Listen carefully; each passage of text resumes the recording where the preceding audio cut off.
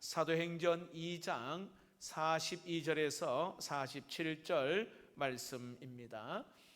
그들이 사도의 가르침을 받아 서로 교제하고 떡을 떼며 오로지 기도하기를 힘쓰니라.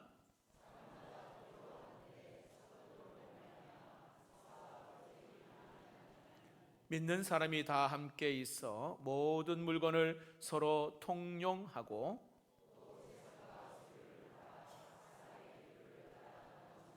날마다 마음을 같이하여 성전에 모이기를 힘쓰고 집에서 떡을 떼며 기쁨과 순전한 마음으로 음식을 먹고 하나님을 찬미하며 또 온 백성에게 칭송을 받으니 주께서 구원받는 사람을 날마다 더하게 하시니라. 아멘. 앞으로의 시대는 여러분 예측 불허한 급변한 시대를 우리가 살아가고 있다, 그렇게 사람들은 말합니다.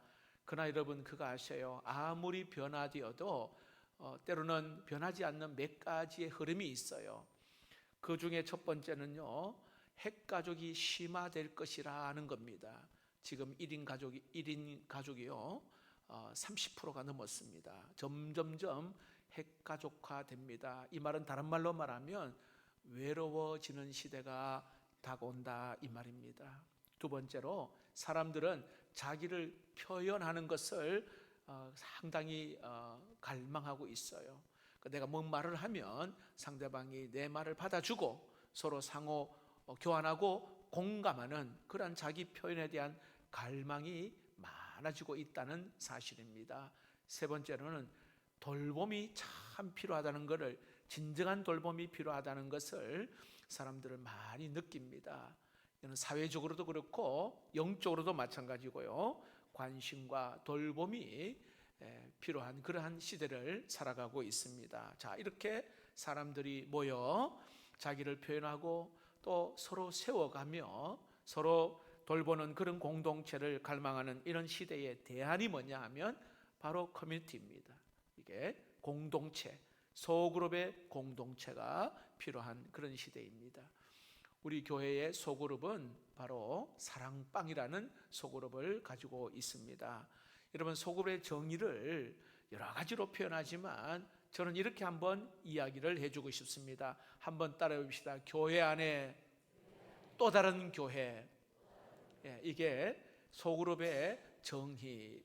보통 그렇게 이야기를 많이 합니다. 교회 안에 또 다른 교회.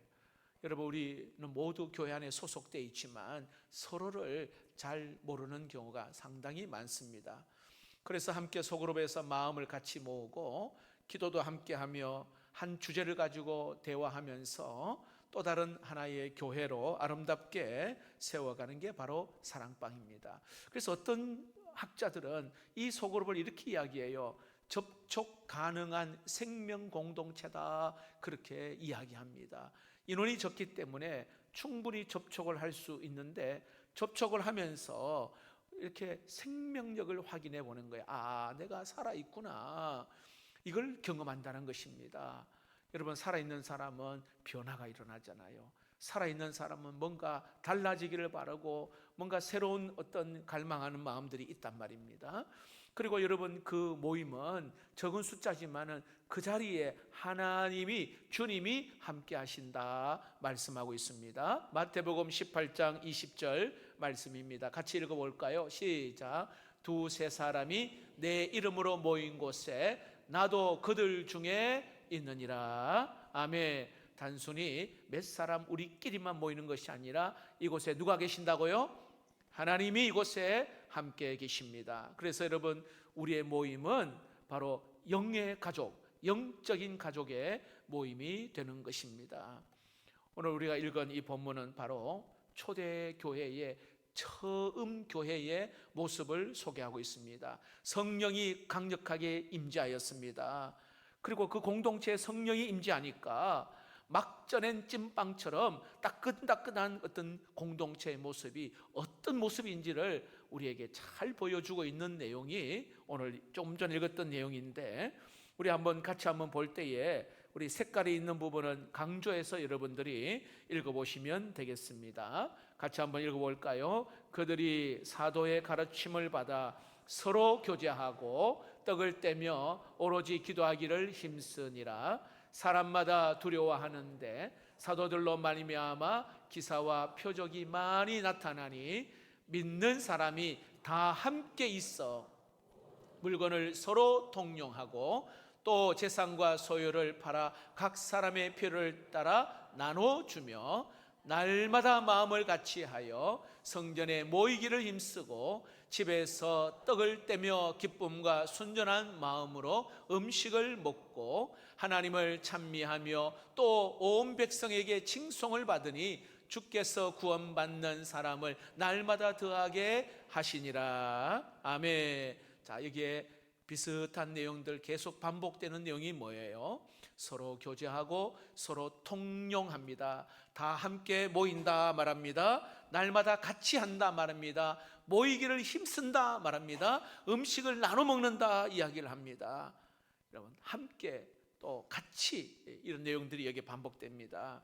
여러분, 무슨 뜻이냐면요, 역사적으로 강력한 성령의 임재하심, 하나님의 은혜가 부어진 곳이 어떤 곳이냐면 바로 코이노니아 교회, 교제가 있는 이 모임, 이 교회에 성령의 불같은 은혜가 임했음을 알 수가 있습니다. 마음을 열고 그리고 말씀을 나눕니다. 삶을 나누는 겁니다. 기도에 함께 기도하는 겁니다. 그런 가운데 믿음의 성장이 일어남을 볼 수가 있습니다. 이게 성령께서 원하시는 아름다운 교회의 모습이라는 겁니다. 자, 그렇게 하니까요, 주변에 믿지 않는 사람들이 오늘 성경의 마지막 끝절에 보시면 47절에 온 백성에게 칭송을 받으니 이렇게 말합니다. 주님을 모르는 사람들도 이 모습을 보면서 칭송을 했다, 칭찬을 했답니다. 귀하게 여겼다 이 말입니다. 서로 마음을 같이 나누고 따뜻한 그런 교제를 하니까 세상으로부터 칭송을 받았다, 칭찬을 받았다 말합니다.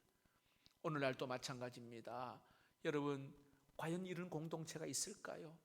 서로 다투고 분쟁하고 미워하고 그리고 싸움하는 오늘 이 시대의 상황을 보면서 저는 이 교회가 뭐 거창한 것을 하지 않아도 다양한 사람인데도 함께 모여서 서로 마음을 같이 나누고 울고 웃으면서 따뜻한 마음을 같이 나누는 것, 말씀을 같이 나눌 때에 막 내 영이 살아나고, 이런 은혜들, 힘들 어려울 때에 같이 기도하면서 그 문제를 또 이겨내면서 하나님의 영광을 위해서 같이 함께하는 이 공동체, 여러분, 이 아름다운 공동체는 세상을 향하여 엄청난 메시지를 주는 아름다운 공동체, 이 바로 초대교회의 공동체입니다. 여러분, 이 공동체가 오늘 우리 왕성교회의 사랑방 공동체가 되기를 축복합니다. 초대교회는요, 두 개의 큰 모임이 있었어요. 두 개의 모임이 있었는데 46절을 한번 봅시다. 그냥 우리가 읽을 때는 잘 몰랐는데 이렇게 색깔 표시를 했어요. 날마다 마음을 같이하여 어디에 모였다고요? 성전에 모이기를 힘쓰고, 또 한 군데가 있어. 어디예요? 집에서 떡을 떼며 기쁨과 순전한 마음으로 음식을 먹고. 장소가 두 군데 여기에 나오고 있어요.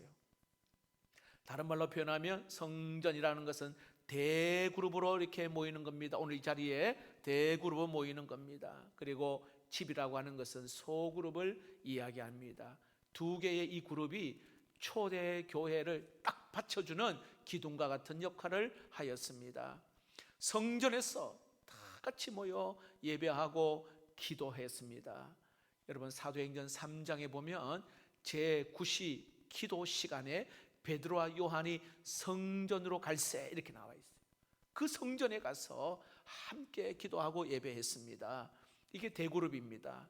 그리고 오늘 좀 전에 말씀 집이라고 하는 이 소그룹, 떡을 떼며 기쁨과 순전한 마음으로 음식을 같이 나누었다, 식탁 교제를 하였다 이렇게 말합니다.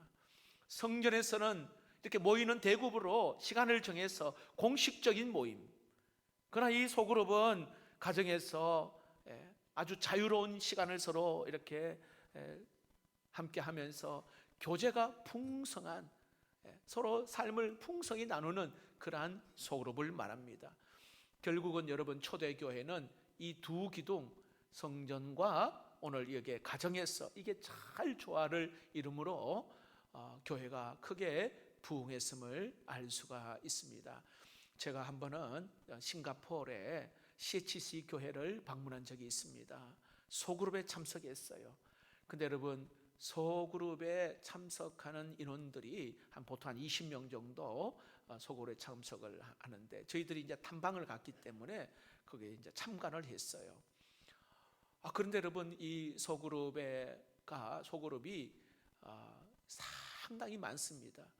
어찌 보면 대그룹에 모이는 인원이 몇천 명보다도 소그룹에 모이는 인원이 한 10,000명 정도가 돼요. 그만큼 이 소그룹이 강력한 어떤 파워가 있더라고요. 여러분, 이것이 이 소그룹이 아까 또 다른 교회라고 말했잖아요. 이 소그룹 안에 전도가 있고 정착이 있고 양육이 있고, 이 소그룹 안에서 선교가 있더라고요. 소그룹 안에서 서로 나눔을 합니다. 돌봄이 있어요. 또 하나의 교회로. 그리고 어느 정도 인원이 되면 분가를 하고, 얼마나 다양한 연령층, 다양한 성별들이 모여서 하나님을 찬양하고 미리 준비하여서 모여서 드리는 그 아름다운 모습을 보며, 이게 건강한 소그룹이다 생각을 했습니다. 여러분, 히브리서 기자는 초대교회의 모습과 같이 오늘날 우리들에게 이렇게 권면하고 있어요. 히브리서 10장 24절에서 25절 말씀입니다. 같이 읽어봅시다. 시작. 서로 돌아보아 사랑과 선행을 격려하며 모이기를 피하는 어떤 사람들의 습관과 같이 하지 말고 오직 권하여 그날이 가까움을 볼수록 더욱 그리하자. 마지막 날이 가까울수록 더욱 힘써 모이자, 이 말이에요. 왜냐하면 안 모이려고 그래요. 요즘 부흥회 하면 안 옵니다. 모입시다 하면 안 와요. 개인적이고 이기적인 것들이 많아서. 그러니까 모이기를 피하는 어떤 사람과 같이 하지 말고 모이자, 이렇게 말해요. 여러분, 이 소그룹은 나를 위한 것이 아니라 조금 전에 서로를 위한 것이라, 누가 누구를 가르치기 위해서 존재하는 것이 아닙니다.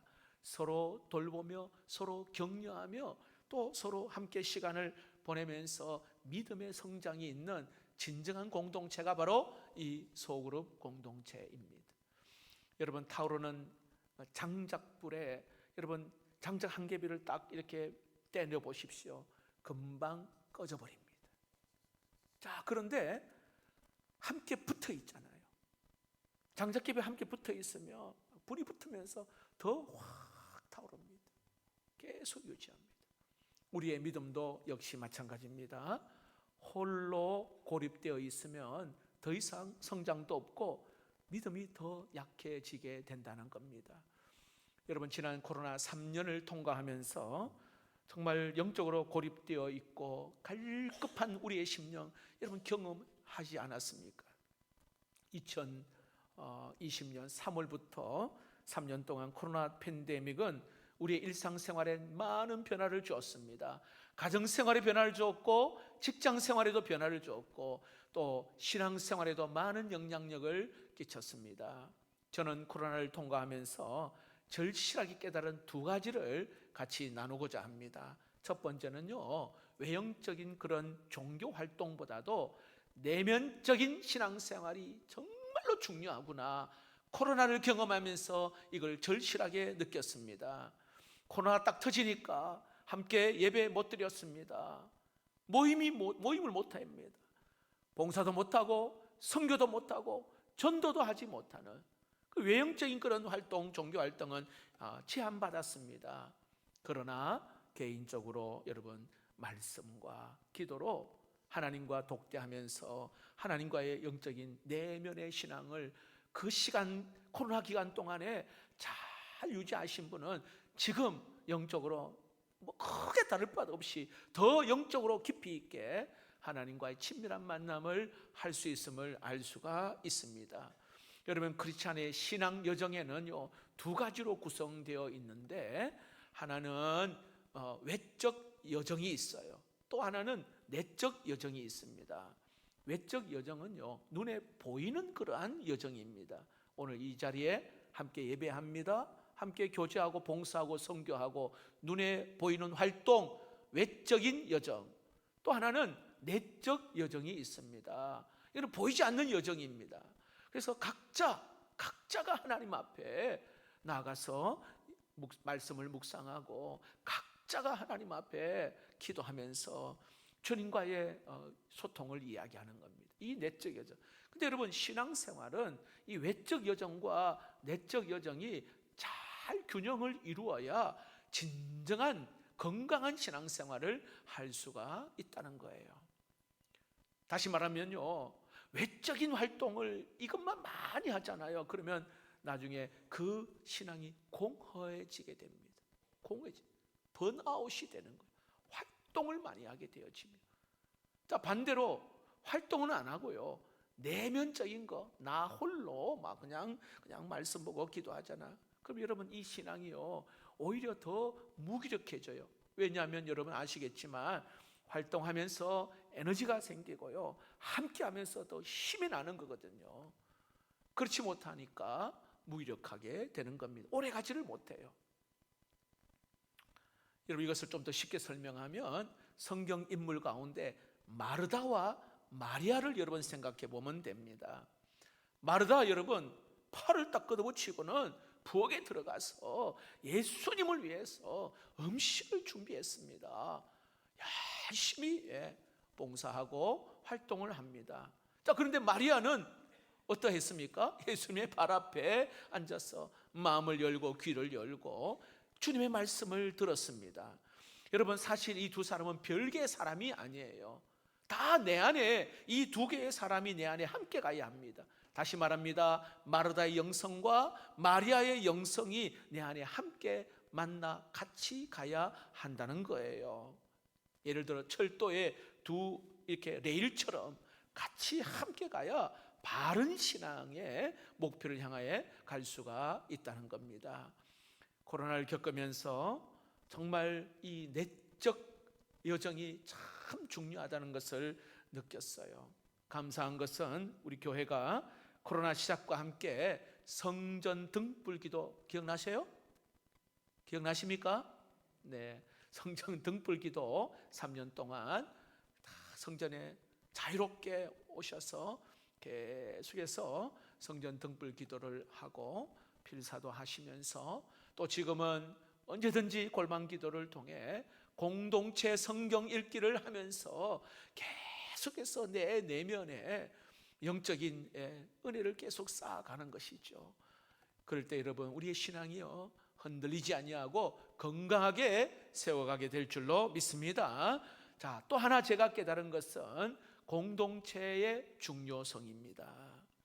3년 동안 영적으로 또 하나님과의 그런 깊은 은혜, 우리 함께하는 모임이 없어 고립되는 가운데 특히 활동을 많이 하시는 분은요, 자, 육체적으로도 고립되고 심리적으로도 또 때로는 신앙적으로도 영적으로 고립된 시간을 갖게 되니까요, 그 삶의 정신적으로 상당히 피폐하고 어려워지는 그러한 현상들을 많이 결과를 보면 알 수가 있습니다. 실제로 여러분, 코로나 기간 동안에 우울증이나 불안장애, 공황장애, 이게 2배나 많아졌다고 말합니다. 특별히 여러분 18세 이하 우리 자녀들, 여러분 괜찮겠지 생각하지만 그렇지 않아요.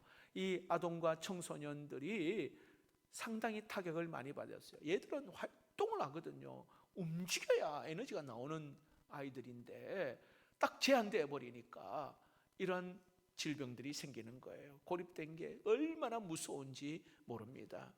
여러분, 서로 만나 얼굴을 맞대고 스킨십 하면서 서로 울고 웃으면서 교제하는 거 별것 아닌 것 같지만 별게 아니에요. 여러분, 우리의 정서 생활에 엄청난 영향을 준다 이 말입니다. 이것이 약해지고 사라지면 무기력해질 수밖에 없어요. 함께 보면서 웃으며 이 엔돌핀도 나오고 서로 교제하면서 은혜를 나눌 때에 내 영이 막 살아나고 춤을 추는 건데 그렇지 못하니까 영적으로 피폐하는 것이죠. 여러분, 그리스도의 삶은 두 개로로 구성되어 있습니다. 하나는 홀로, 또 하나는 서로입니다. 이 홀로와 서로가 서로 균형 속에서 그리스도인의 진정한 믿음의 삶을 잘 유지해 갈 수 있는데, 자, 여기에 홀로라고 하는 것은 말 그대로 단독자로서 하나님 앞에 내가 서 있는 나의 모습을 이야기하는 거예요. 누구의 아빠, 누구의 엄마가 아니라, 또 때로는 목사로서 어떤 직분자가, 그런 자가 모습이 아니라 벌거벗은 내 영혼, 나 홀로 하나님 앞에 서 있는 내 모습을 여기 이야기해요. 자, 근데 여러분, 이 홀로가 어디로 가야 된다고요? 서로로 같이 나가야 되는 거예요. 여러분, 홀로 있는 시간을 계속 거기 홀로 있는 시간만 계속 갖다 보면은 자기의 독백으로 갈 수밖에 없고, 그리고 신앙 성장은 더 이상 없어요. 내 신앙생활 잘한다고 생각해요. 내 혼자 있으면 잘한다고 생각해요. 천만의 말씀이에요. 하나님 원하신 게 뭐예요? 네 신앙 네 혼자 하나님 사랑한다 하고 그게 하나님 원하시는 걸까요? 그렇지 않잖아요. 서로 사랑하고 서로 돌아보고 서로 위로하고 서로 격려하고 서로로 가야 돼요. 서로로. 여러분, 그 서로에 같이 서로 함께 보면요, 도전 받습니다. 도전 줍니다. 사랑을 줍니다. 사랑을 받습니다. 얼마나 이 모임이요. 그래서 이런 가족 같은 모임이 그걸 지향하고 있긴 하지만 그 모임이 얼마나 정말 황홀한 모임이 되는지 몰라요. 저희 누님은 이민 간 지 벌써 20년 넘어 캐나다에 있지만 같은 가족인데요, 가족 같지 않아요. 여러분, 멀리 20년 동안 이제 앞으로 평생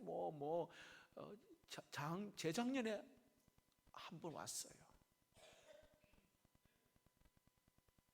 혈육을 가는 가족이지만 멀리 있으니까 소통이 전혀 없죠. 그런데 여러분, 우리 성도들은 일주일에 한 번씩 또 자주 보잖아요. 이러다가 천국 가는 거예요. 천국.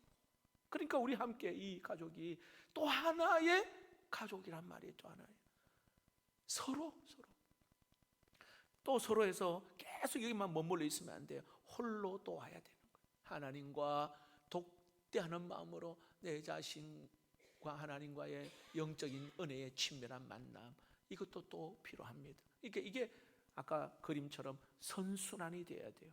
이게 건강한 우리 그리스도인의 삶이라는 것입니다.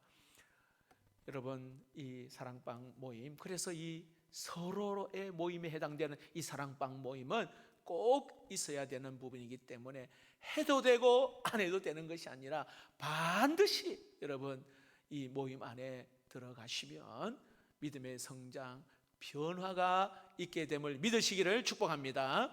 제가 목회하면서요, 또 하나 진리 깨달은 게 뭐냐 하면, 엉성교회 오니까 말씀도 좋고 오케스트라 찬양 부를 때 마음이 너무 좋고 분위기도 좋고, 근데 여러분, 뭘 제가 발견한 줄 아세요? 그분이 소그룹에 안 들어가잖아요. 전도회에 안 가잖아요. 봉사 안 하잖아요. 100% 떨어져 나갑니다.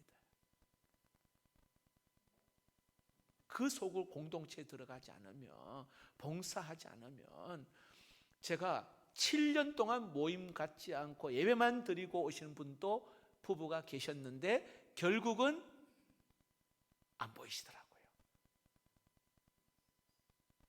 교회 등록도 안 하고, 그리고 교회 등록을 하지만 그 소그룹 안에 들어오지 않으니 손님이에요. 손님. 소속감을 못 느껴요. 손님. 예배에 오셔서 은혜는 받을 수는 있지만 우리 가족이잖아요. 가족 함께하는 가족이잖아요. 지난번 지용근 우리 목회 데이터 연구소장님이 주일 저녁에 우리 직분자 세미나 때 오셔서 하신 말씀 가운데 여러분 기억나는 거 있으세요? 소그룹을 정기적으로 참석하시는 분 500명과 소그룹에 참여하지 않은 분 500명, 그러니까 1000명을 두고 설문조사를 했어요.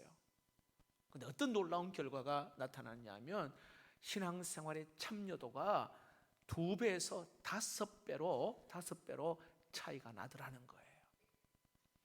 다시 말하면 소그룹에 정기적으로 참여하는 사람들은 자기의 신앙의 성장을 위해서 시간을 내고 또 마음을 들이면서 부단히 애를 쓰고 노력하더라는 겁니다. 그러니까 신앙이 성장이 있는 거예요. 예배가 달라지고 또 성도와의 소통도 달라지는 겁니다.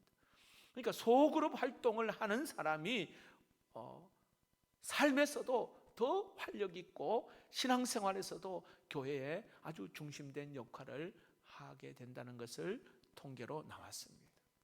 자, 그런데 제가 한 가지 고민이 뭐냐, 여러분도 그런 고민이 있을 거예요.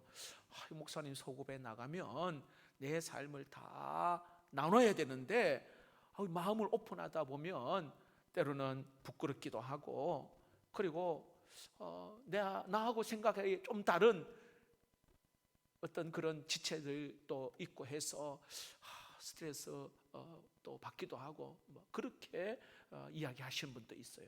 물론 있죠, 여러분. 사람이 함께 모이는 공동체에는 다른 것은 당연한 거예요, 여러분. 예. 스트레스 받을 수 있습니다. 때로는 상처가 있을 수 있어요. 그런데 여러분, 이러한 상처, 스트레스가 꼭 나쁜 것만은 아니라는 사실이에요. 이것을 통해서요, 우리의 인격을 하나님이 다듬어 가시고 우리의 믿음의 용량을 하나님이 더 크게 하시고 좀 더 온전한 모습으로 하나님이 빚어 가신다는 사실이에요. 성경대로예요. 잠언 말씀에 보면은 철이 철을 날카롭게 한다 했잖아요. 친구가 친구를 더 얼굴을 빛나게 한다, 이런 말씀이 있어요.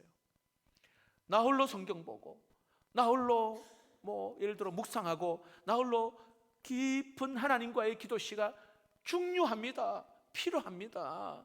그러나 그것 가지고는 우리의 신앙은 결코 성장하지 못한다는 거 좀 전에 말씀드렸죠. 홀로에서 서로로 순환되어질 때 함께 말씀을 나누고 함께 내 삶에 고민하는 마음들을 기도 제목을 같이 나누고 기도할 때 이게 참다운 우리 공동체의 모습이며 영적 성장이 있다는 겁니다. 자, 이런 말이 있습니다. 변화는 1m 안에서 일어난다, 이런 말이 있어요. 따라해 봅시다. 변화는 1m 안에서 일어난다. 자, 멀리 있는 사람이 나를 변화시키는 것이 아니다, 이 말이에요. 1m 안에 둘러있는 사람들 안에서 나를 변화시킨다는 겁니다. 자, 예를 들어 여러분의 가정에 남편, 아내, 부모, 자녀, 가까이 있는 사람이 우리를 변화시킨다는 겁니다. 자, 물론 가까이 있는 사람이 나를 화나게 할 수도 있고 귀찮고 짜증나게 할 수도 있지만 영적인 은혜의 고지 안에 올라가 있는 사람은 오히려 가까이 있는 사람 때문에 더 기도하게 하고 더 나를 사람답게 하고 나를 변화시키고 또 예수 믿게 하고, 이런 놀라운 은혜가 있어요. 가까이에 있는 사람을 통해 나를 변화시킨다는 거예요.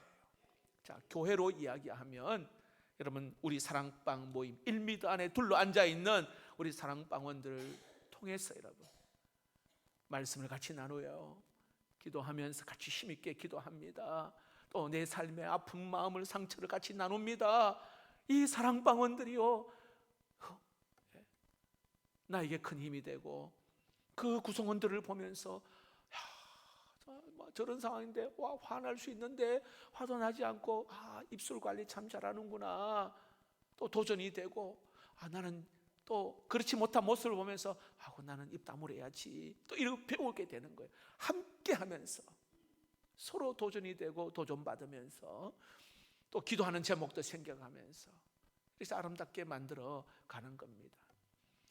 여러분, 코로나 생기면서 성도들이 또 우리 많은 우리 국민들이 어떤 현상이 일어나냐면 이 유튜브를 많이 보게 됩니다. 동영상들을 유명한 목사님의 설교도 많이 보고 또 뭐 세미나 강의 뭐 많이 듣는 거 좋아요. 참 좋은 겁니다. 그러나 이거 아세요, 여러분? 무슨 문제가 있는 줄 아세요? 영적으로는 유익이 될 수는 있지만 지속적인 내 삶의 변화는 없습니다. 내 믿음의 성장은 없단 말입니다. 유튜브를 봐가지고는요, 신앙의 변화와 성장은 없는 겁니다. 그냥 좋다, 그냥 은혜 받았다, 요까지입니다.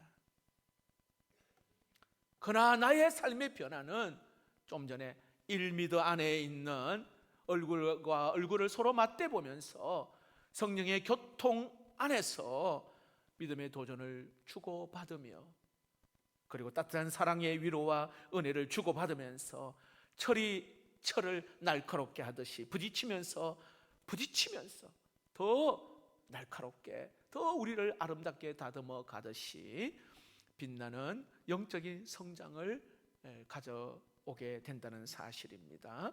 그러면 여러분, 하나님이 원하시는 이 공동체, 힘들지만 용기를 내셔서 한번 여러분 공동체에 들어가셨어. 오늘 이 초대를 여러분 한 거예요. 과감하게 가셔서 또 우리 목자들과 사랑방 기존에 잘 나오신 분은 따라해 봅시다. 열린 마음, 착한 마음, 순종하는 마음, 이 마음을 꼭 가지셔서 누구든지 우리 한 가족입니다 하는 마음으로 이렇게 마음을 함께 여시면 좋겠다 싶습니다. 말씀을 맺겠습니다.